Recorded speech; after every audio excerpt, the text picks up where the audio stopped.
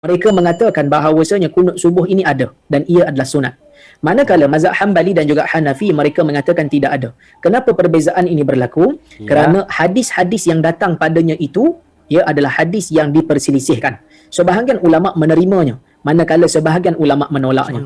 Antara hadis yang terkuat yang dipegang oleh mazhab yang mengatakan kunut fajar ini ada ialah hadis riwayat yang datang daripada Abu Ja'far Ar-Razi daripada Anas, daripada jalur Anas, yang mana Anas kata Nabi SAW sentiasa melakukan kunut pada waktu subuh sehinggalah Nabi SAW meninggalkan dunia. Oleh kerana itulah mazhab Syafi'i menerima amalan kunut subuh ini yang dilakukan secara berterusan.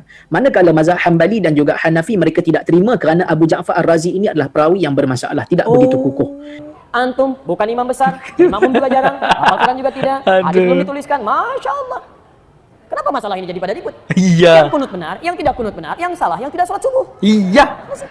Halo semuanya, assalamualaikum warahmatullahi wabarakatuh. Berjumpa lagi dengan saya Meriak TV. Oke, apa kabar hari ini? Mudah-mudahan kabar daripada Anda semuanya semoga disehatkan oleh Allah, dilancarkan rezekinya, dan mudah-mudahan senantiasa selalu dipermudah segala urusannya. Amin, amin ya rabbal alamin. Oke, seperti biasa di video kali ini jom kita mengaji lagi, kita mencari ilmu lagi, mengkaji, mencari ilmu tentunya teman-teman, kepada salah satu ustadz di Malaysia dan juga salah satu ustadz di Indonesia, yang dimana pasal atau bab kali ini akan kita bahas bersama-sama, kita dengarkan bersama-sama berkaitan tentang hukum membaca kunut subuh. Kenapa dalam subuh ada kunut subuh? Di dalam sholat subuh itu ada kunut. Apakah kunut ini termasuk salah satu bid'ah? Apakah salah satu termasuk daripada salah satu rukun sholat? Kita dengarkan daripada dua ustadz kali ini. Ada Dr. Rozaimi dan juga ada Ustadz Adi Hidayat. Masya Allah, luar biasa. Oke, sebelum kita sama-sama mendengarkan ceramah kali ini, seperti biasa saya Meriak TV ingin mengajak Anda semuanya, khususnya umat muslim atau yang sedang nonton video ini, untuk selalu dan terus selalu istiqomah membiasakan diri bersolawat terlebih dahulu kepada baginda Nabi besar Muhammad sallallahu alaihi wasallam. Allahumma shalli ala Muhammad wa ala ali Muhammad. Mudah-mudahan beliau kelak senantiasa memberikan pertolongannya kepada kita semua, senantiasa memberikan syafaatnya juga kepada kita di yaumil qiyamah nantinya. Oke, seperti apa videonya? Jom kita simak bersama-sama. Let's go. 3. Membaca doa kunut di solat fajar. Hukum Baca kunut di solat fajar secara berterusan, ulama berbeza pendapat tentangnya. Majoriti ulama, ataupun saya katakan pendapat mazhab Syafi'i dan juga mazhab Maliki, mereka mengatakan bahawasanya kunut subuh ini ada dan ia adalah sunat. Manakala mazhab Hambali dan juga Hanafi mereka mengatakan tidak ada. Kenapa perbezaan ini berlaku? Kerana hadis-hadis yang datang padanya itu ia adalah hadis yang diperselisihkan. Sebahagian ulama menerimanya, manakala sebahagian ulama menolaknya. Antara hadis yang terkuat yang dipegang oleh mazhab yang mengatakan kunut fajar ini ada ialah hadis riwayat yang datang daripada Abu Ja'far Ar-Razi daripada Anas, daripada jalur Anas, yang mana Anas kata Nabi SAW sentiasa melakukan kunut pada waktu subuh sehinggalah Nabi SAW meninggalkan dunia. Oleh kerana itulah mazhab Syafi'i menerima amalan kunut subuh ini yang dilakukan secara berterusan. Manakala mazhab Hambali dan juga Hanafi mereka tidak terima kerana Abu Ja'far Ar-Razi ini adalah perawi yang bermasalah, tidak begitu kukuh. Jadi mereka mengatakan kunut yang ada yang dilakukan oleh Nabi itu tidak berterusan. Yang ada hanyalah kunut nazilah dan juga kunut pada salat witir. Jadi kunut subuh yang mengatakan Imam Syafi'i sunnah itu sebenarnya perawinya itu bermasalah. Jadi kalau bermasalah berarti tidak harus dong, dan tidak, itu bukan termasuk salah satu sunnah dong. Lantas bagaimana tanggapan Anda, rekan-rekan semuanya, berkaitan tentang hal ini? Please silahkan komen. Oke, kita lanjut. Jadi tuan-tuan dan puan-puan yang dirahmati Allah sekalian, kalau tanya saya pegang kepada pendapat Hanafi dan juga Hambali. Tetapi apabila di Malaysia ini kita ada otoriti agama, yang mana di negeri masing-masing ada majlis agama Islam dan ada pentadbiran agama yang telah membuat satu-satu ketetapan. Jadi apabila imam di tempat kita, imam ratib yang dilantik oleh kerajaan, melakukan kunut, maka kita berkunut di belakang dia, kerana ini adalah isu ijtihad. Jadi kalau ada negeri umpamanya Mekah dan Madinah dia tak kunut, jadi tak perlulah kita berkunut pada waktu subuh. Wallahu a'lam. Allahu Akbar. Oke, jelas teman-teman ya. Berarti kunut subuh itu tak perlu dan tak harus, dan itu tidak bukan termasuk salah satu sunnahnya Nabi. Karena perawi yang diyakini oleh mazhab Syafi'i, kata Dr. Zami, adalah perawinya yang bermasalah. Wow. Oke, kita dengarkan ceramah daripada Ustaz Adi Hidayat, teman-teman ya. Kunut yang dikerjakan setiap subuh. Taib, Anda berbicara hukum, berarti saya mesti jelaskan turunan hukum. Ingat, bedakan ini ya, ada hukum dan sikap hukum, itu beda. Hukum dan sikap hukum. Kalau sikap hukum, itu pilihan seseorang untuk menentukan dan memilih hukum mana yang sesuai. Tapi kalau hukum saja, itu berarti semua turunan hukum yang dipesankan oleh Al-Quran dan Sunnah. Misal, hukum tentang bismillah, itu bisa dibaca 4 cara dalam sholat. Seperti saya terangkan tadi malam. Bisa dijaharkan, disirkan, tidak dibaca sama sekali, atau dibaca rakaat pertama, selanjutnya tidak. Tapi sikap kita terhadap itu memilih salah satu. Itu sikapnya. Nah, kadang-kadang mohon maaf, kalau hukumnya sudah ada pilihan, tapi sikap hukumnya berbeda, sepanjang dalam kerangka hukum itu tidak perlu kita kemudian berselisih. Sepanjang dalam kerangka hukum yang sama. Karena kita tidak mungkin memaksakan seseorang selalu sama dengan kita. Kecuali kalau pada hukum yang sifatnya satu dalil, satu contoh, dan tidak ada sikap lain kecuali itu saja. Seperti saya terangkan dalam kesempatan tadi malam. Nah, sekarang tentang kunut. Kisahnya dimulai di saat Nabi SAW dalam fase dakwah. Di awal-awal masa Islam di Mekah. Tiba-tiba kedatangan tamu dari distrik Bi'r Ma'unah. Bi'r Ma'unah agak banyak ini. Menyampaikan bahwa, ya Muhammad, ya Rasulullah, di tempat kami orang-orang yang masuk Islam. Semuanya masuk Islam. Awal masa dakwah, kedatangan informasi satu desa, bedol desa masuk Islam. Kira-kira senang atau tidak? Senangnya luar biasa. Maka mereka minta dikirimkan guru-guru untuk mengajar. Dikirimkanlah oleh Nabi SAW 70 orang penghafal Quran. Wow, 70 orang penghafal Quran. Di saat-saat masa awal-awal keislaman, tidak banyak penghafal Quran. Dikirimkan 70 orang ke sana. Singkat cerita, ketika beliau sedang menunaikan sholat, dalam riwayat disebutkan sholat subuh, yang lain mengatakan sholat maghrib, tiba-tiba turun malaikat Jibril menyampaikan bahwa orang-orang tadi yang datang kepada Muhammad mereka menipu. Karena ternyata orang-orang itu ketika sampai di Bir Ma'unah semuanya dizalimi, bahkan dieksekusi dan syahid. Jadi mereka semua dibantai, dibunuh. Jadi ada yang menipu mengatakan masuk Islam, dikirimkan pengajar tapi kemudian disakiti, dizalimi. Nabi dengan sifat kemanusiaannya marah pada saat itu. Kemudian beliau berdoa kepada Allah Subhanahu wa taala. Ada yang mengatakan doanya sebelum ruku, ada yang mengatakan bangkit dari ruku.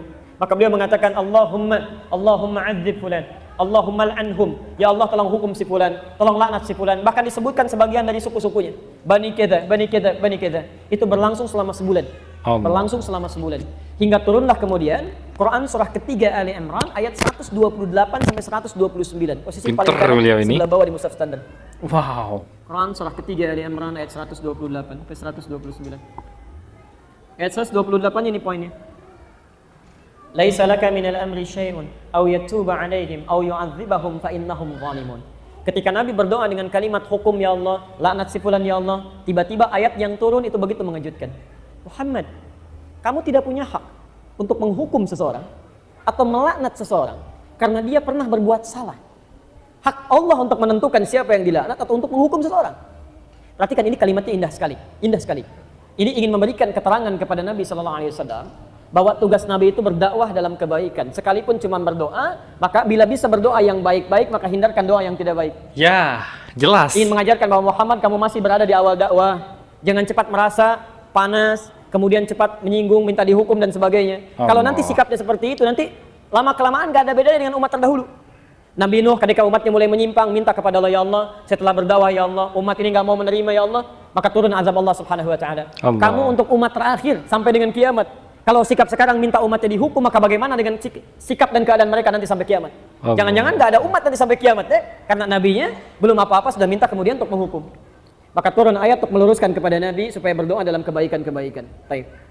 Ini bukan Nabi salah, bukan nilai kemanusiaan yang menjadikan bahwa mereka penipu. Sedangkan ini masih ada di awal dakwah. Tapi Allah kemudian menanamkan kesabaran dalam diri Nabi. Yang paling indah, turunlah kemudian ayat ini. Setelah ayat ini turun, terjadi dua peristiwa. Satu, Nabi tidak membacakan lagi doa tadi. Ya Allah, tolong laknat si fulan, ya Allah hukum si fulan. Tapi kemudian merubah doanya menjadi doa yang baik. Dalam bahasa Arab, sesuatu yang baik yang dimohonkan kepada Allah Subhanahu wa taala, singkatnya disebut dengan kunut namanya. Kunut. Ini maksudnya ya. Ini sekolah kita. Sebagai ketaatan kepada Allah. Karena Allah perintahkan berdoa dengan yang baik, ya maka sifatnya disebut dengan kunut. Baik, maka peristiwa yang pertama, fokus. Nabi tidak membacakan doa itu lagi. lalu mengajarkan kepada cucunya Al-Hasan, kepada sebagian sahabatnya, doa yang terbaik sebagai pengganti doa yang ini. Apa doanya? Allahumma hadini fiman hadait, wa afini fiman afait, wa tawallani fiman tawallait, wa barik li fima atait, wa qini syarra ma qadait. Tidak pakai birahmatika ya. Tidak pakai birahmatika, tapi dalam hadisnya wa qini syarra ma qadait. Itu yang diajarkan oleh Nabi sallallahu alaihi wasallam. Allahumma Maka shalli wa kemudian sallim wa barik alaihi. ada yang meriwayatkan Nabi tidak pernah membacakan doa itu lagi, dicukupkan ya, tapi kemudian sahabat mempraktikkan doa itu dalam salatnya. Ada yang menggunakan saat witir, ada yang menggunakan saat Ramadan, ya di 10 malam terakhir, bahkan ada yang menggunakan dalam kesempatan salat subuhnya. Dan itu didiamkan oleh Nabi sallallahu alaihi wasallam. Bahkan ada sebagian mengatakan bahwa Nabi Muhammad sallallahu alaihi wasallam pernah menggunakan itu dalam salat subuh. Walaupun Allah. sebagian memandang riwayatnya lemah, ada yang mengatakan yang lain riwayatnya kuat. Dari sini, Bapak Ibu sekalian, karena Nabi sallallahu alaihi wasallam tidak mempraktikkan doa yang tidak baik tadi, kemudian mengajarkan doa yang baik ini, dan beliau mendiamkan sahabat yang mempraktikkan, tidak melarangnya, ya, maka disinilah kemudian para ulama melihat itu, lalu menyikapi dan mengambil kesimpulan dengan 3 kesimpulan. 3 kesimpulan. Karena Nabi tidak mengatakan langsung. Kalau Nabi mengatakan sudah nggak usah berdoa, selesai masalah. Kalau Nabi mengatakan berdoa ya, ini bagus, selesai masalah. Tapi Nabi mendiamkan di sini, dan sikap diamnya Nabi dalam implikasi hukum itu bisa menerangkan beberapa pilihan-pilihan hukum. Maka Imam Abu Hanifah mengatakan, karena Nabi sebelumnya tidak baca doa, dan setelah itu pun beliau tidak baca doa lagi, setelah turun ayat tadi, maka beliau menyimpulkan tidak ada doa kunut itu. Makanya saat subuh tidak perlu membaca doa kunut, selesai. Imam Abu Hanifah. Oh ini jelas teman-teman ya, ini jelas. Tidak sesimpel Dr. Rozaimi, tapi perinciannya luar biasa. Ini kita kuliah hari ini ya. Artinya kita belajar, sedang benar-benar belajar kepada Ustadz Adi Hidayat. Jadi itulah kenapa kunut itu tidak ada menurut salah satu mazhab Imam Hambali teman-teman ya. Imam Malik, Imam Syafi'i menyimpulkan Nabi SAW baca doa. Doa ini diganti oleh Allah untuk yang baik-baik. Dan kemudian diajarkan oleh Nabi pada sahabat, sahabat membacakan, Nabi tidak melarang. Ini artinya itu pun dibenarkan kalau dibacakan. Maka dari itulah Imam Syafi'i, Imam Malik mempraktekkan doa kunut ini. Imam Malik membacakan sebelum ruku. Jadi begitu membaca surah di rakaat yang terakhir dalam sholat subuh, itu Imam Malik mempraktekkan kunut, tapi kunutnya nggak jahar, sir. Makanya setelah baca surat agak lama, itu sedang baca kunut dalam subuh. Imam Syafi'i memilih riwayat yang setelah ruku. Ruku i'tidal, sami Allahu liman hamidah, Rabbana walakal hamd, lalu membacakan ini dalam subuhnya. Plus Imam Syafi'i, Allahumma hdini fiman hadait. Masya Allah. Imam Ahmad bin Hanbal mengambil jalan tengah. Ini Nabi sebelumnya nggak berdoa. Ada peristiwa besar terjadi yang membutuhkan doa, kemudian Nabi berdoa dengan itu. Setelah itu Nabi tidak berdoa lagi. Ini artinya doa ini bisa dihadirkan dalam peristiwa-peristiwa yang menuntut doa itu disertakan oleh kita. Karena ketidakmampuan kita berada di sana. Peristiwa dahsyat besar yang meminta kita atau menuntut kita menghadirkan doa, itu dalam bahasa Arab disebut dengan nazilah. Nazilah. Maka dikenal dengan istilah kunut nazilah. Doa kunut yang dibacakan ketika terjadi peristiwa genting yang membutuhkan doa. Yang ada di Palestina, yang ada di Aleppo kemarin, yang ada di Syria dan sebagainya. Maka dikenal dengan istilah kunut nazilah. Ini maksudnya teman-teman ya. Tiga-tiganya disepakati oleh para ulama, baik di zaman itu sampai di zaman kini, ini ijtihad para ulama yang dibenarkan dan sah dilakukan ketika memilih satu di antara ketiganya. Karena Nabi memang memberi peluang yang sama untuk bisa mengerjakannya atau tidak sama sekali. Jadi, di masa bahkan Imam Syafi'i, beliau pernah berkunjung ke tempatnya Imam Abu Hanifah setelah beliau meninggal. Masya Allah Pak, Imam Syafi'i kunut, Abu Hanifah dan muridnya tidak. Begitu sampai ke tempat Imam Abu Hanifah, murid Imam Syafi'i mengatakan, ketika Imam Syafi'i diminta jadi imam, Syekh tafadhal, Tamu bin nas, tusalli bin nas, Anda jadi imam. Murid Imam Syafi'i mengira Imam Syafi'i akan kunut. Mereka mengatakan pendapat kita akan unggul di sini. Tapi ternyata ketika sholat subuh Imam Syafi'i tidak kunut. Masya Allah. Tidak kunut. Apa kata muridnya setelah sholat? Syekh, 5 lam taknut, kenapa Anda tidak kunut? Kata beliau, saya menghormati pendapatnya Imam Abu Hanifah yang berlaku di tempat ini. Masya Allah. Wow. Imam Syafi'i kunut, tapi ketika berkunjung di tempat yang tidak kunut, beliau tidak mempraktikkan kunut. Imam Ahmad bin Hanbal juga, Masya Allah, beliau kunutnya nazilah. Tapi ketika beliau berada di tempat Imam Syafi'i, beliau kunutnya kunut seperti biasa, bukan nazilah lagi. Jadi di sini indah sekali. Para ulama saleh, hafal Quran, menulis kitab hadis, dekat dengan Allah, saling menghormati satu sama lain. Walaupun beda pendapat, tapi masih bisa minum teh sama-sama, tersenyum sama-sama, dan ada dalam kebaikan. Antum bukan imam besar, imam juga jarang, hafal Quran juga tidak, hadis belum dituliskan, Masya Allah. Kenapa masalah ini jadi pada ribut? Iya. Yang kunut benar, yang tidak kunut benar, yang salah, yang tidak sholat subuh. Iya. Ini bagus teman-teman. Kunut benar, tidak kunut benar, yang salah yang tidak sholat subuh. Seharusnya yang kita saling ingatkan, kita saling tegur adalah orang yang lalai tidak sholat subuh. Itu seharusnya teman-teman ya. Masya Allah. Kita benar-benar sekolah hari ini ya. Sekarang selesai sederhana. Jika imamnya kunut, antum ikut kunut. Mengaminkan, selesai. Ya, persoalan mengangkat tangan atau tidak itu persoalan lain. Tidak harus mengaminkan mengangkat tangan. Saya tadi subuh imamnya kunut. Saya mengaminkan tapi tidak harus mengangkat tangan. Kalau imam dia berdoa boleh mengangkat tangan. Ya, jadi begitu mengatakan Allahumma hadina fiman hadait, saya katakan amin. Karena makmum itu tugasnya mengikuti imam. Dan kalaupun imamnya nggak kunut, antum biasa kunut, antum nggak usah kunut. Apalagi imam salam, antum sujud sahwi itu nggak usah. Awas jangan terlampau soleh di sini. Awas karena tugas makmum itu mengikuti imam.